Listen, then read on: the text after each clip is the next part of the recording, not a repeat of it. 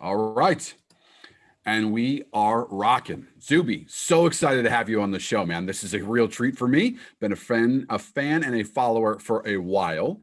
So excited to have you here. But for those of you who might not be familiar with your work, give me the 30-second pitch, man. Brag a little bit. Where are you from? What should people know you for? Sure. So my name is Zuby. I am a professional rapper, author, podcaster, public speaker, and coach based in the UK. I was born in England. I grew up in Saudi Arabia, and my family is originally from Nigeria. I have done and achieved a lot of things off my own back. So I'm a totally independent artist, no team, no manager, no agent, no record label. I've sold over 25,000 albums totally independently here in the UK, performed in 8 different countries. I've also appeared on a lot of major podcasts, including the Joe Rogan Experience, the Rubin Report, the Ben Shapiro Show. I've been on news stations all around the world now, lots in the US, Fox News multiple times. I've been on Sky News here in the UK several times. I do a regular event with them, BBC, lots of different places. So I'm sort of known for quite a few different things. It all started out with just being a musician, but over time that's grown and expanded into different realms of influence, which is pretty cool. So the main reason why I was so excited to talk to you is specifically the work, right? Okay. And so I'm obsessed with people who have a motor in them, like people who just work, man. And you are that guy, right? Like you just put out content, you put out work, you're constantly trying new things, and you're trying new things that you aren't necessarily an expert at day one. No. And that is such an amazing example because so many people are petrified by trying something new because they think, well, it won't be perfect, so I don't want to do it, which is so ridiculous. And then I look at you and go, dude, he works 40 hours a day. Like, I don't know how you put out so much stuff. So, like, that to me attracted me more than anything else that you do. Like, your fitness book is amazing. Your Thank you. rhymes are fantastic. But for me, like, I just look at the work and go, okay, he's freaking grinding again. I got to get up. I got to move my ass. Like, let's go. So quick side question. Accent. What's up, man? Why don't you have an accent? Is that because you moved around so much? Yeah, so I went to an American school slash international school when I was in Saudi Arabia. So Okay. from kindergarten up until fifth grade, I was basically in the American school system. So I was surrounded by Americans. Most of my teachers were American, and the accent always stuck. Interesting. Okay. So I moved around a lot as well. Okay. So I don't have necessarily much of an accent, especially because I'm from originally Boston, New England area, which has a Mm. very, very strong accent. So people are always like, "How are you from Boston? You don't say wicked retarded and pack the cat and all that stuff." So When I think of Boston, I just think of Bill Burr.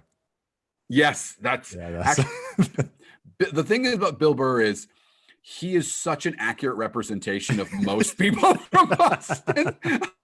He's funny because he's like, if there was like an extract, like a concentrated person of Boston running around, it would be Bill Burr. That's yeah, exactly what everybody is like, right? So that's so accurate. Okay, so now that we know the amount of success that you had, uh, I'm guessing that day one, it didn't start that way, right? You didn't start hitting grand slams off the bat. You didn't say, hey, I'm going to drop one album or one track yeah. and sell 25,000 albums, right?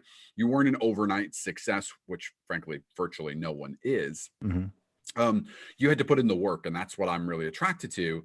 Well, this podcast is all about the dip, right? We talk a lot about that moment where things just weren't working, like you're trying and things are crumbling around you, business, personal, whatever it might be to you, Hmm. isn't going that great. So let's start in the beginning. You moved around a lot as a kid. Tell me a little bit about family life, and then we'll work into your career and how you found yourself here. Yeah, sure. I mean, it's funny with when you were saying that sentence, I was there thinking like, man, I don't even, by my own standards, I don't remotely consider myself successful yet. I've still got so much stuff that I want to do, and I'm still gonna hit those grand slams and home runs. But yeah, I mean, in terms of my background, so I'm one of 5 children. So I come from a big family, very, very large, wider family beyond my immediate family. Um, and yeah, I am the son of Nigerian immigrants who first, well, went to the UK when I was born and when my siblings were, and then worked in Saudi Arabia for a while for 2 decades, and then came back to the UK. So I come from a very extremely solid family. Like I come from a great family. My parents are wonderful. My siblings are awesome. Like we all super love each other, and there's no familial issues there. So I'm very It's blessed in that fantastic. sense to come Yeah. from a very, very, very solid family. And people ask me who my role models are, and I'm like, my mom and my dad. Simple. Um, That's killer. and That's then amazing. yeah, so I lived in Saudi Arabia for a while. I actually went to boarding school when I was 11.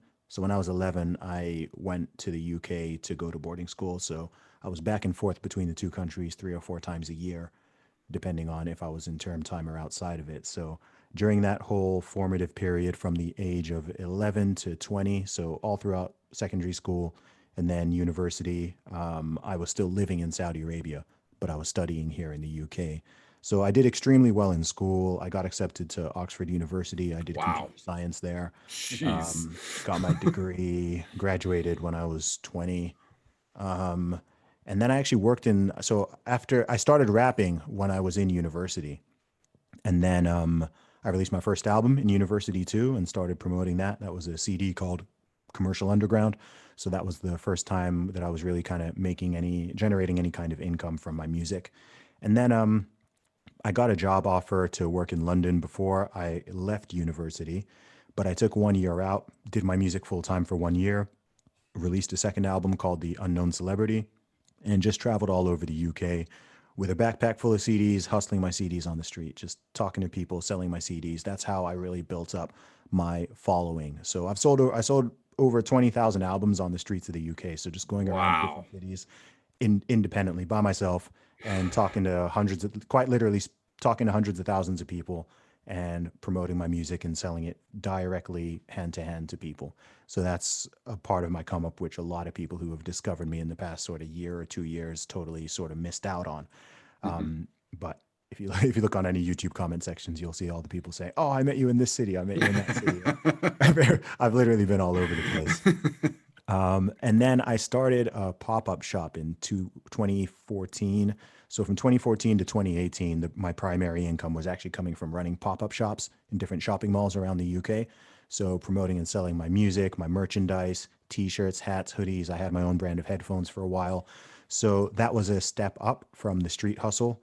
And Hmm. then actually last year, beginning of last year, I think January 2019, I did my last pop up shop. I haven't done one since then, and a lot of stuff started shifting more online for me in terms of my business and expanding out into other things. So I started my podcast January 2019. I wrote and released my first book in May 2019, I believe. And yeah, and I had that a tweet blow up. I've had a lot of tweets blow up, but I had one, the deadlift one went crazy in February. And that was just a catalyst for a lot of other things and a lot of other opportunities that have now come my way. So it sort of set me on a somewhat different trajectory. And it's amazing how many people around the world actually know me initially because of that moment, but then who discovered that there's a lot behind the man and my career beyond that. I have so many questions, so be prepared. Here we go. The first question, let me start with a statement before we get into the question. When people say, I can't get a record deal, I couldn't because of this reason or that reason, there's some obstacle in the way, I'm poor, I'm on this, I'm that. And then I hear your story Mm, about a backpack running around the streets, hand to hand combat selling CDs. I yeah. just want to hold you up and go, see this? When they say put in the work, that's what they're talking about. Like Yeah. that's what work is. It's not an Mm. internet meme. It's not a business guru giving you a platitude. It's hand-to-hand combat, meeting your customers, forcing them to be your customers, accosting them with the sale. So I love that. That is Uh, the example. yeah, I didn't accost anybody. That wasn't my approach. I know artists who tried to do it that way, and I know in New York City and places like that, that's a little bit more the approach. But A little mine more was aggressive. it worked well for me because I was the opposite of that. I was just my usual polite, warm, kind self, and if people liked the music and liked me, then often they'd be happy to buy an album or two. That's that British influence, right? Always the gentleman, always polite. So I like Always, that. man. I was raised well. Um, okay, real question. Oxford is no joke, right? That is one of the best schools in the world. Mhm. Why didn't you go work for some sexy startup? Why didn't you get a job at Facebook? Why did you follow your dream and not take the obvious path? Yeah. So I did work in the corporate world from 2008 to 2011. So I've been a full-time musician since November 2011. But the simple answer is because, well, I say simple, it's simple to me. Mm, I have a calling in life and I know what my mission in life is. And I knew that I would not and could not fulfill that in any kind of role like that. I had to take a different path. What I want to achieve and the impact I want to have on the world is so far out of the realm of normalcy that I knew couldn't and I can't do something that is within the realm of normalcy because my aspirations are not average. And if I want to impact millions and millions of people directly and have a positive influence on them, then I'm not going to be able to do that sitting at a desk working for anybody else. It's just not viable. It's not going to happen. So right. for me, it was a fairly easy decision. And I'm grateful that I knew what I wanted to do. It's also worth remembering that when I went to go do my music full time, I'd already been rapping for 5 or 6 years, and I already had a small fan base, and I'd already sold thousands of albums, and I already had 3 releases out. So it wasn't like it's Right. It not like I wasn't was starting cold. from, no, Yeah. it wasn't starting from a stable start, right? I had a running start because Right. I'd already been putting in this work over the years. So I knew, okay, when I leave this, I know that I can sell CDs. I know I can sell albums. I know I can sell merchandise. I've already done it. I'm already doing it. So if I put all my time and energy and focus towards this, then let me see what I can do with it. And at the time, it was also like, well, this is the time for me to do this. I was in my early 20s, and my thought was, well, as long as I can look after myself and provide for myself at this stage in my life, then immediately that's the first goal, right? The first goal is, can I Yes. survive? Can I stay afloat? But beyond anything fancy or being super comfortable or anything like that, can I Right. generate enough income through my music, through my shows, etc., to just keep on going? So that was my initial goal. And for several years, I wasn't doing much beyond that. I wasn't doing a lot beyond that. I mean, a lot of it was just being able to keep on going and continue to reinvest into making more music and doing more merch and traveling more, etc. And yeah, it's hard. So that's why I made that decision. It certainly wasn't a decision made to make more money or anything like that. Certainly not in the short term. But it was more about fulfilling my role and my God-given purpose in the world, which I have fortunately been clear on for quite a while. You're very blessed in that regard because many people will complete their entire life It's without true. ever actually figuring out what that is. Yeah. But one other question is loved ones, family members, significant other, Mm. supportive? What are they saying? What are they thinking? I mean, Well, my last gig I did, my parents were both there and they were both wearing Zuby t-shirts. So I think they're so pretty supportive. I would say yes. I like that. Yeah, no, God, honestly, God bless my parents and my family because they understand me. They understand me. They know that as my mom will say, Zuby's just Zuby. So they know that once I set my mind to something, there's not much point in trying to talk me out of it. So, and I love that. they've always supported me. They make a point. Anytime I release a new project, all 8 of my music projects, when I release the physical copies of my book, my parents are always the first people to buy it, and they always insist on buying it. They don't want it for free. If I release a new album, my mom wants the first copy. She wants it signed. My dad wants the second copy. He wants it signed, and they are supportive. They are supportive, and That's I amazing. know that that is relatively rare, Yes. especially from Nigerian parents, right? Because a lot of them, especially if they went to Oxford University, they'd want me to just try to force me to become a doctor or a Doctor, yes. lawyer or whatnot. Just And gonna say that. yeah, Yeah. you know, maybe I'm blessed because I have siblings, and so I'm the youngest of five children. So my other four siblings are, you know, one of them is a doctor, and my dad's a doctor, and they're all doing other they're already fulfilling those other roles. So Right, maybe right. when it comes to me, I caught a little bit of slack, and so it's kind of like, okay, Zuby can kind of go do his thing and change the world in his own way. I think the first four kids wore them down, right? So by the time they got to you, they're like, all right, whatever, we give up. Just do whatever. Don't Yeah, bother me. I've always been creative. I mean, when I was a child, I wanted to be a professional cartoonist. That was my initial passion from the age of 4 to maybe 15 or 16. That was my primary ambition. I wanted to be a cartoonist. I was known in school as a good artist. I was known for my drawings. I wasn't into music so much at the time. Hmm. I did play piano. I played trombone for a while as well. I was, you know, decent at them, but the drawing, the art was really the main thing that I was into. And then so that seed has certainly always been there, and it just manifested into a different form of creativity.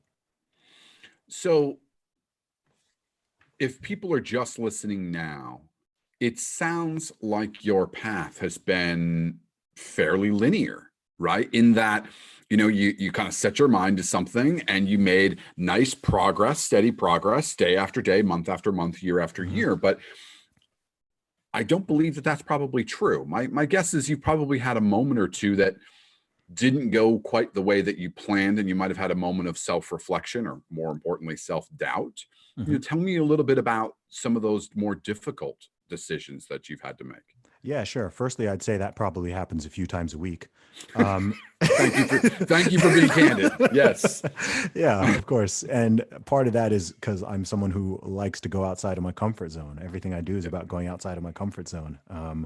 When I started my podcast, when I wrote my book, when I first started in music, I'm constantly doing things that I haven't done before and I'm not really an expert at, but that's the stage for anything new. And I've learned to be comfortable being a little bit uncomfortable and embracing that and liking to challenge myself.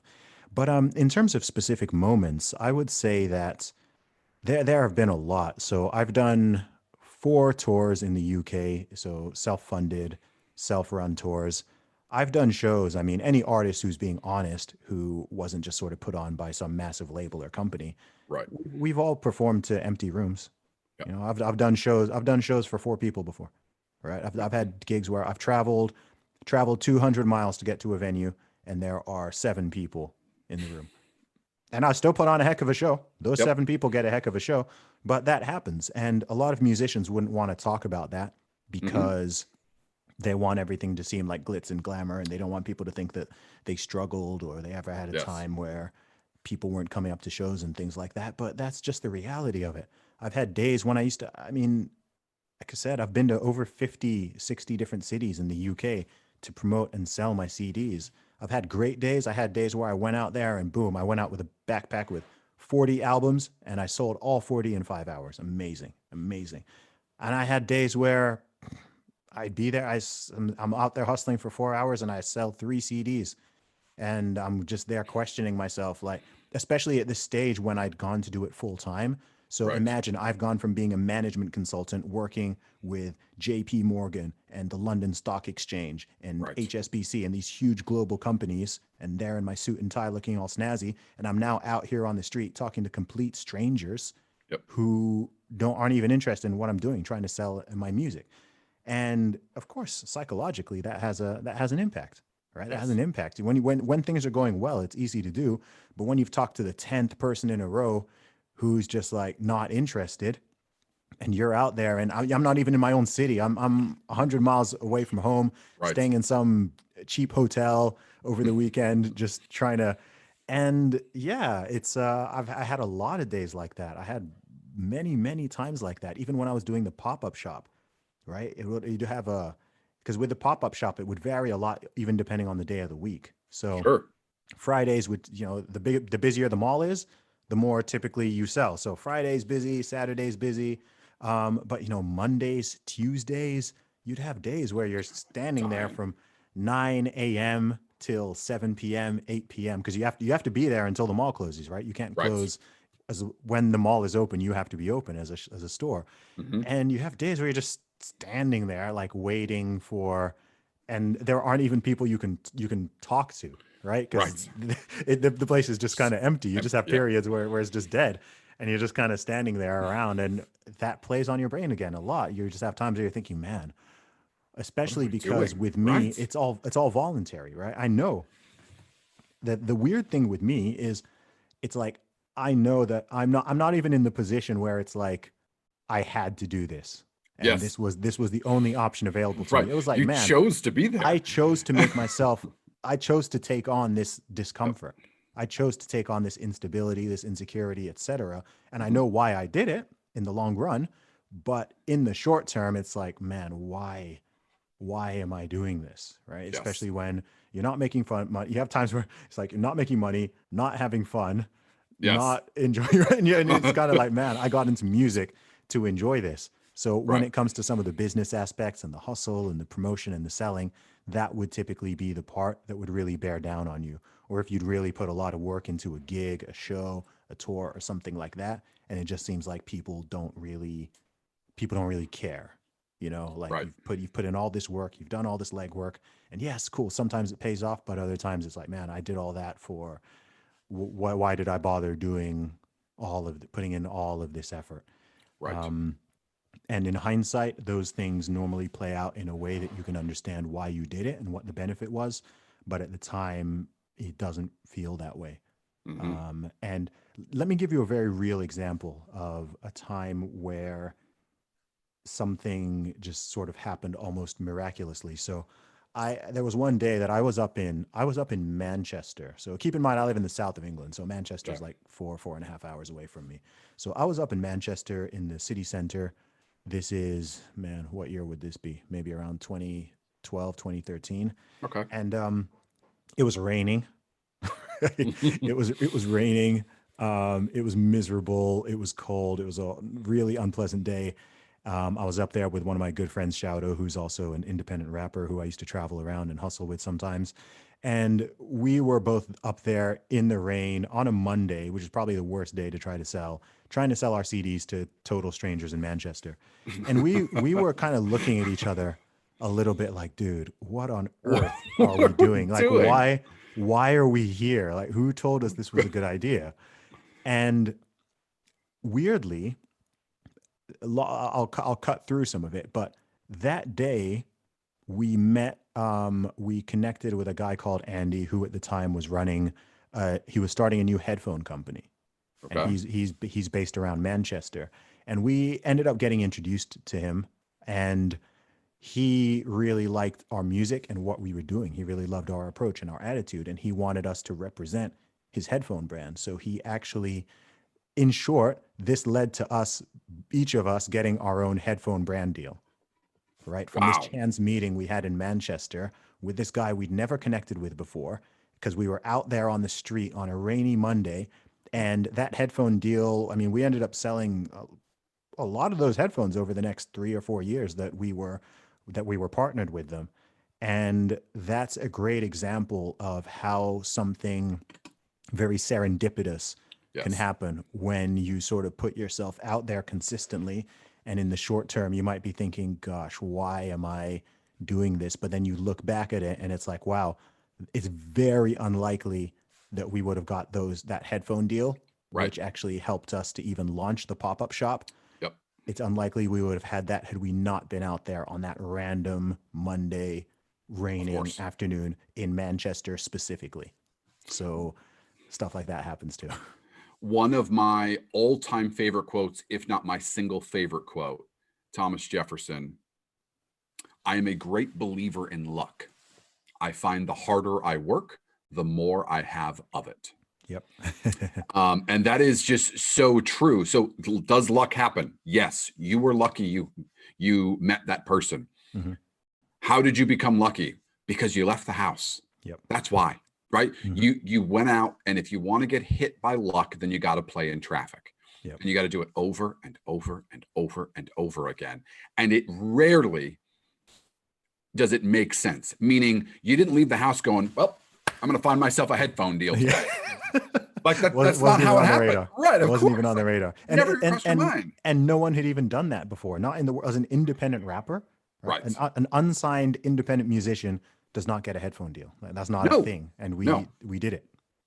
Right. Yeah. So, but it's because you controlled what you can control, right? You can control your attitude. You can control your work ethic. A rainy Monday, it's not, very easy for you to roll back over in bed and go, nah, Mondays are bad. I'm going to go out tomorrow. Yeah. Right. Very easy for you to do that. So you controlled what you could control. You controlled your art. You controlled your work ethic, your attitude.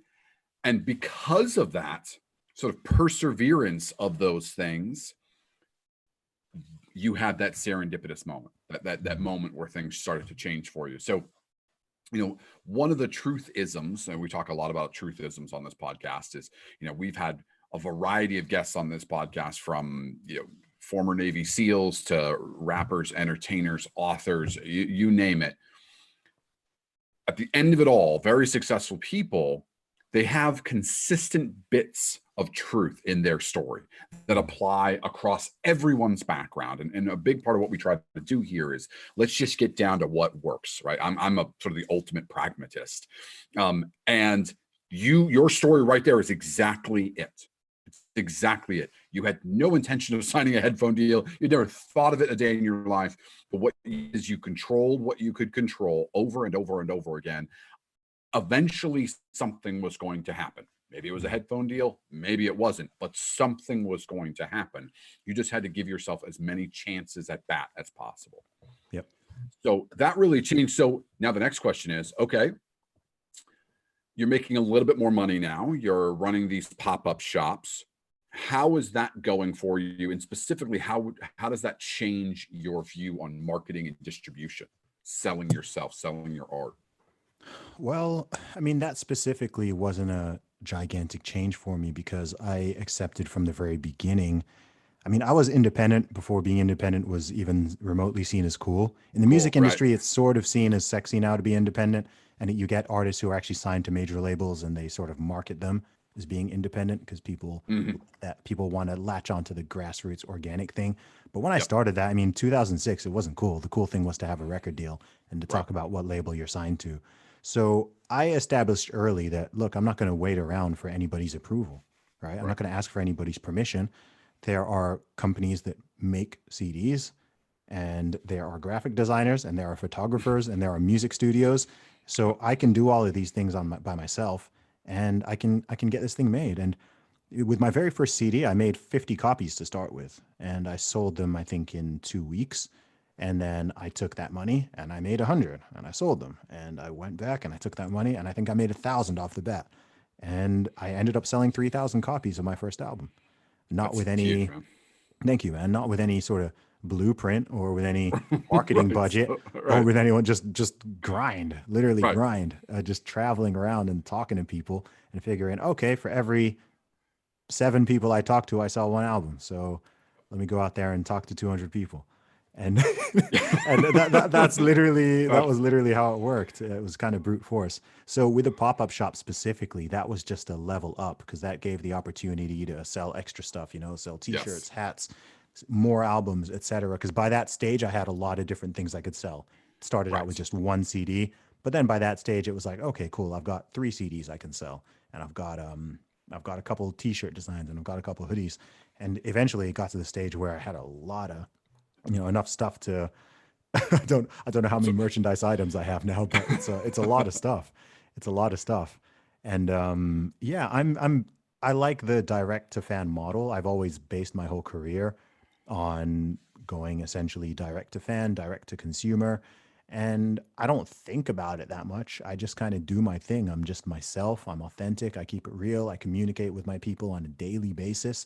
And yeah, some people, a percentage of people like it. The more people who get exposed to Zuby, some percentage of them are going to enjoy my message, my music, the way I think, what I do, whatever right. it is, anything I can offer of value or something that inspires people. I'm happy to do that. That's all I'm trying to do in the world, whether that's directly through my music or it goes beyond that. I think that yeah, everybody has a lot of potential, and I want to encourage people to be the best version of themselves. It's what I try to do with myself. It's why I'm obsessed with self-improvement. Everything I Hmm. do is from the fitness to the nutrition to the music to the podcast, a lot of stuff. It's about self-improvement and actualizing yourself and being independent and autonomous and thinking for yourself and all of that and being a good person. I do try to. Right. I'm not perfect, far from it. Nobody's perfect, but I do try to be a positive influence in general, right? Right. Because whether or not I realize it, I mean, it's weird because we forget what numbers mean. I mean, I've got over 300,000 people who follow me on social media now, and that's like a city. That's like us having a small city of people who are actually seeing what you're saying and what you're doing, and there Right. there is a responsibility that comes with that. Yeah, there's a weight And that to that. Yes. yeah, yeah, and it's weird because it's grown so much over the past year, and you kind of just get used to seeing the number and you don't really think about what that number means. But Yeah. when you Become really think about desensitized. it, it's like, okay, I and you know me, if you follow me on social media, I have a lot of fun with it. I'm not serious all the time. I'm not super, like, but people know that's me and people like it and people know it's authentic and it's part of the fun because there's a level of seriousness to it. But at the same time, I mean, this is how I look at life in general. In one way, I feel like life is really serious and so it's important to be decent and to work hard to be successful and to treat people right, etc. But on another side, life is sort of a big joke in a way. Does that make sense? Like Yes. it's very serious, but also you have to be able to laugh at yourself. You have to Of be able to course. laugh. You have to be able to laugh at life. You have to, especially in fact, when things are even more frustrating, when things are like, oh gosh, and you're seeing people going crazy. I mean, we're in this pandemic situation and lots of people are going nuts and people are angry and upset and you have to be able in some way, if you want to stay sane, you have to be able to see a sense, some type of humor in it. Yep. Otherwise, you just go nuts. It's why comedians are important because Yes. you can talk about stuff that's very serious in life. You can talk about the tragedy of life and the difficulty and the struggles and the challenges, but you also have to be able to go like, yeah, but it's all still kind of funny in It's a way. also it's ridiculous and silly. Exactly. It's kind of funny. 100%. Yeah. You'll never make it through if you don't No. make a laugh, No, right? you Like you'll won't. just it's not going to happen. Yeah. I take pride in saying I take very little seriously. I Okay. really do. That's kind of my thing. Is this is all kind of a laugh and a lark. So Hmm.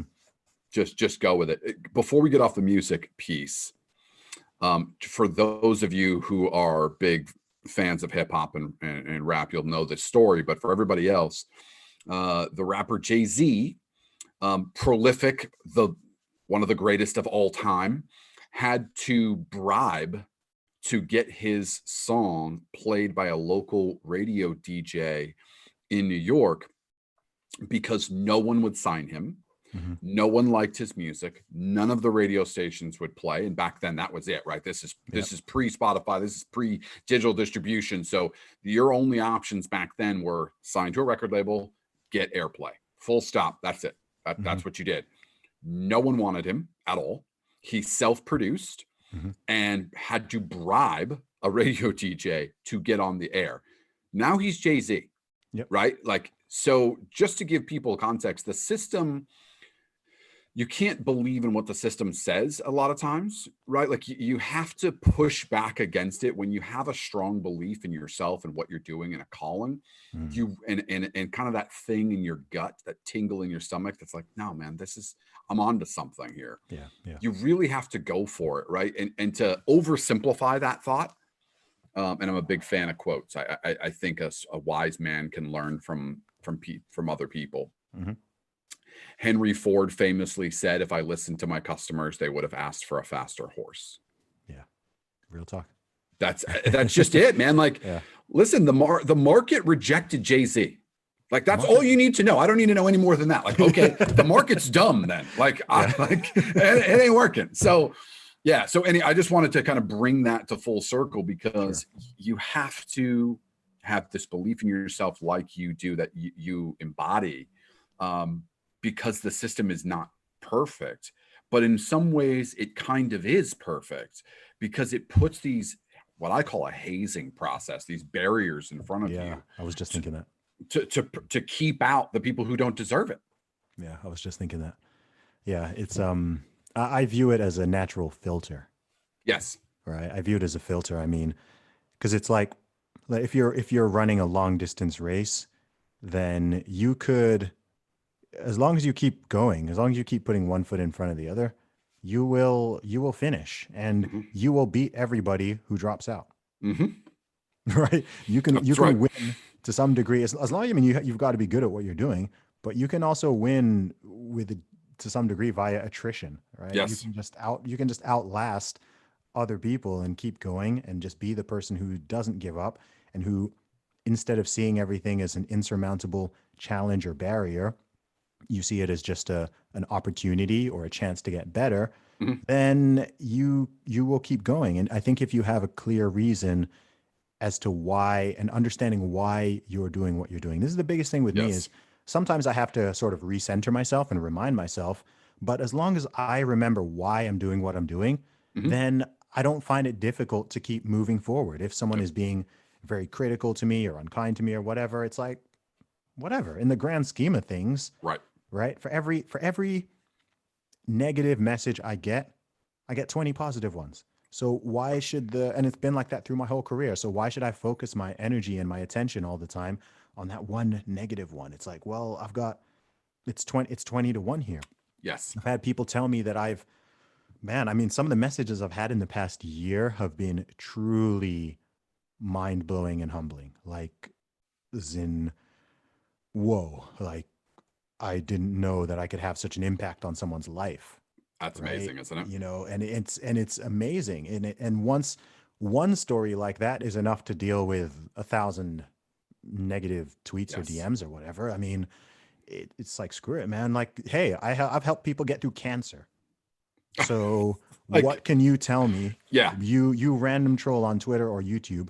Right. What can you tell me about what I'm doing? And I don't mean that in an arrogant way, Nope. but like Just matter what? of fact. It Yes, is. this is it. This is it. I've received emails from people saying, "Man, this song you made or this line or this tweet," even I've had people like have say like a certain tweet I just said just stuck in their head and Sure. stuck in their brain, and it reminded them of when they're going through a hard period to just keep going, keep persevering.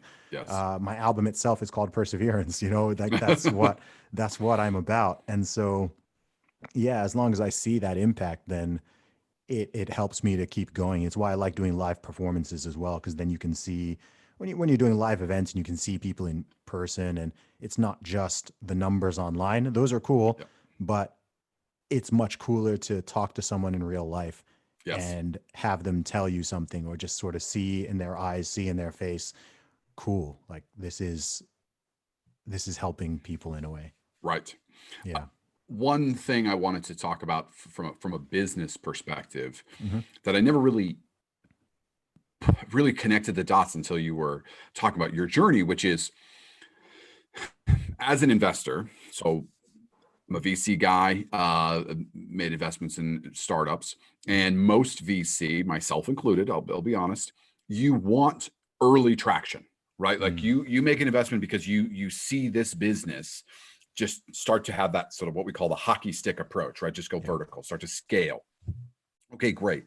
And if the business isn't scaling, if they're growing rapidly, if they're not doing super well out of the jump, we, not just investors, but we as sort of the public go, nah, Mm. it's not going to work. It's taking too long. We poo-poo, we put down, we look poorly upon a business or an effort or a project that doesn't have success out of the gate. Mm. We don't go, he's sticking with it. He has perseverance until the success happens, and then we go, oh my god, look at that, he stuck with it, he knew what he wanted, Yeah. she kept going when no one else believed in her. Then we glorify it, right? Mm. So that's a way of saying you are never as good as they say you are, Mm. and you are never as bad as you think you are. You Mm. just have to keep going. And to Zuby's point, and he's brought it up a few times, he knows why he's doing it, which is another way of saying if I make $1 million or I make $0, this is what I'm doing. That is so critical, because if that's really what you want to do, then all the other stuff doesn't really matter. It doesn't matter at all. You just do it because that's what you enjoy doing, full stop. And yes, you only enjoy doing it because it's hard from time to time and have overcome that difficulty. That's where the reward comes from. That's where the good part comes from. So if you know that, and right, so like, why do we enjoy a difficult hike with an amazing view? If we just wanted amazing view, I could just Google the view. True. Right? That doesn't give us anything. You have to go through the hardship in order to get the reward. That's what we know. Okay. So if we can intellectualize that, great. So when things are hard and you're grumpy and miserable, then you just go, I get it. It sucks. I don't like it. Yeah. But I know it's going to be worth it. I know I'm going to be on the other side. That's the game you have to play with your mind, that little trick that you've got to play to go, I secretly enjoy being in Manchester when it's 41 degrees and drizzling outside and I'm on the street, because I know somewhere deep inside I'm out hustling all these lazy guys. Right? Like there's something in there that spark that keeps you going. So there is. And and if you could shortcut things, then that wouldn't inspire anybody. That's it. Yeah. That's 100%. Okay, so we're getting closer to the top of the hour. Give me the quick update. Where are you now? And what are you going to be doing, or where would you like to be in the next little bit here? The next little bit being the next 12 to 24 months. What does that look like for you? Gotcha, man. Well, what I'd like to do is sort of upgrade everything. So from my music to my podcast to my speaking, books, everything I do, I just want to be doing on a higher and better level. I want my music I want to put out the best music of my career now. I've got a new single coming out, in fact, on Friday.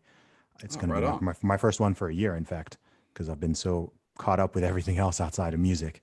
I want to get to a stage where I'm impacting millions of people like a month, right? I want to have an audience in the millions for whatever. One thing that's great with what I do actually is I've been focused very much on building an audience, and a lot of people like me, right? So they like my work, but they also like me, which means that whatever direction I choose to go in, or I choose to put out there, nothing is ever going to resonate with everybody, but I know that a lot of people will support it because they like me. So when I released my book, which was a fitness book, I mean, I haven't spent years and years cultivating specifically a fitness audience, right? Right. But people were like, oh, we know Zuby's dope at fitness, and I like Zuby, and his information is good, so I will buy Zuby fitness book. Right. I've had people explicitly say, I'm buying the book primarily because I want to support you. Right. I'm buying the t-shirt or the hat for my daughter because I want to support you. And that's an amazing audience to have.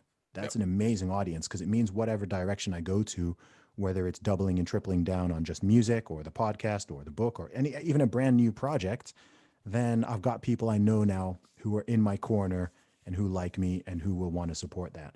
So in the next couple of years, I'm going to be releasing more projects in all of these. By then, there will be hundreds of more podcasts. There will probably be one or two more new albums by then. I'll probably have another book out by then. And I just want to be doing everything on a bigger and better scale. And realistically, to reach that, I'll probably need to have some semblance of a team by then, because everything I've done for the past 15 years has pretty much been just me. And things are getting to a stage where it's like, okay, I think I'm going to need another couple of people to help with a couple of things. So that's my thought. I've learned not to overplan and overthink. So I have my long-term vision, impact 10 million people. But in the shorter term, last year really taught me that, okay, if you asked me this question at the beginning of last year, then you'd be like, I can't wait to be where I am right now. Yeah, right? I would. If you spoke to me in January 2020 and we're like, okay, this year you're going to be on Joe Rogan, you're going to get invited to the White House, you're going to get invited to the Pentagon, you're going to spend 9 weeks in America going to different cities, you're going to do this, I would have been like, what are you even talking about? Right. Even if you said I would have written a book, I had no plans to write a book at the beginning of last year. So I've learned not to think too far ahead, because I'll probably just end up being totally wrong. But as long as I stay on the right trajectory and keep progressing, then I will be happy.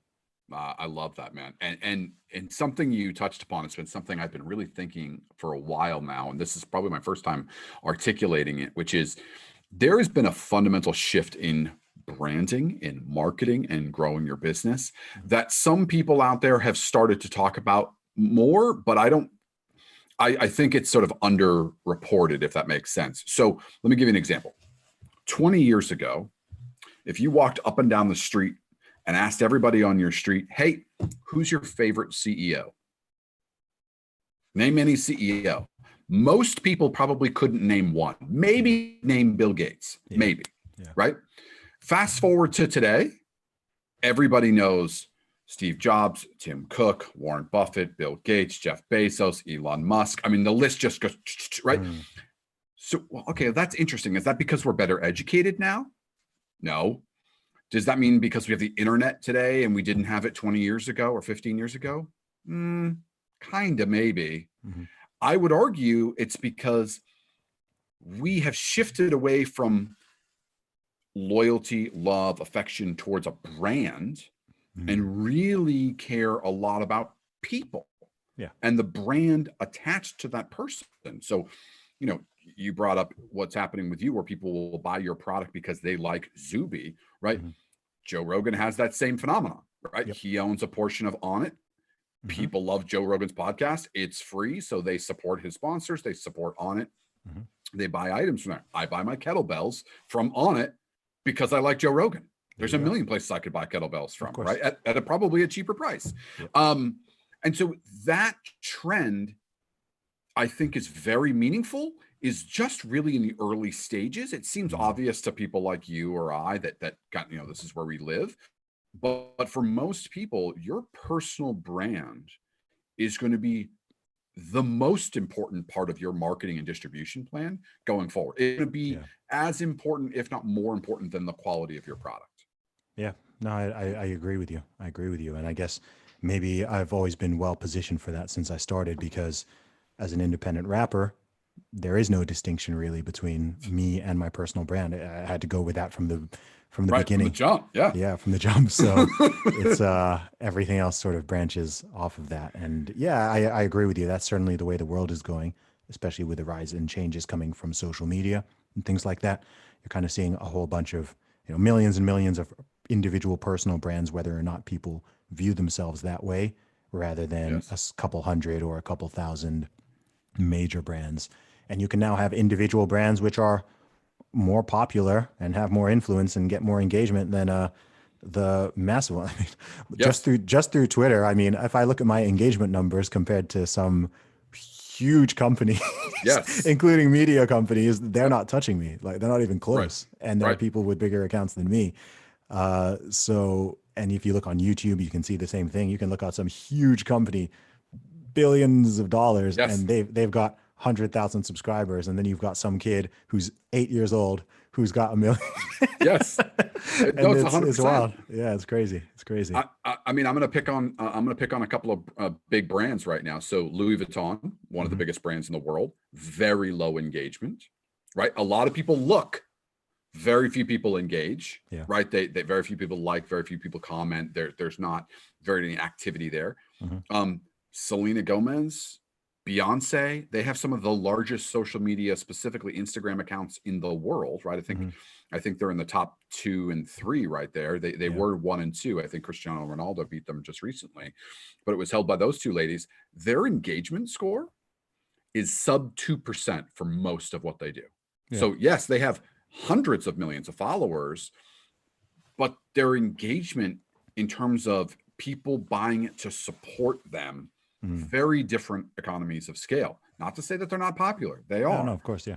But it's a different piece. People feel super connected to you. So you could come out with a cookbook tomorrow and it would sell incredibly well. True. Yeah, that's because true, people love Zuby, right? Like that's what I'm talking about. That's that love, that where it's like, all right, dude, I love this guy. Like, what can I do? What can I do to help? Yeah.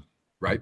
And I think that's a good sort of spot to go out on. So Zuby, where can people follow you, follow your journey? So where do you want them to go? To your website, Instagram? Give a quick plug for everybody. Yeah, sure. Honestly, Twitter is my favorite. I'm on all these platforms at Zuby Music, Zuby Music. If you're going to follow me on one, I would recommend Twitter. And if you go to my website, zubymusic.com, you can find links to everything on there, from my music to my merchandise, podcast, etc. So Zuby Music, just remember that and search for it on anything. I love it. And all of that will be in the show notes, links to his website, his Instagram, Twitter, etc. And social profiles will be in there.